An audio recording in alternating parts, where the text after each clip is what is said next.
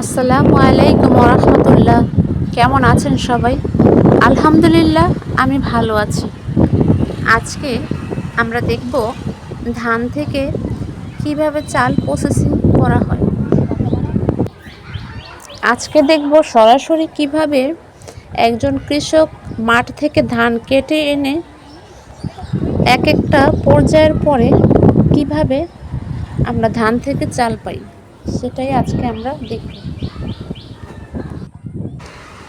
আমার পিছনে যে ক্ষেতগুলো দেখা যাচ্ছে, সব ক্ষেতের ধান পেকে যাওয়ার কারণে সব ধান কেটে ফেলা হয়েছে এবং সব ধান কেটে মাঠে জড়ো করা হয়েছে এবং সেখানে এক একটা ধাপের পর এক একটা ধাপ পেরিয়ে তারপরে ধান থেকে চাল উৎপন্ন করা হয়। একটু সামনেই কৃষকেরা বিভিন্নভাবে ধানের প্রসেসিং করতেছে।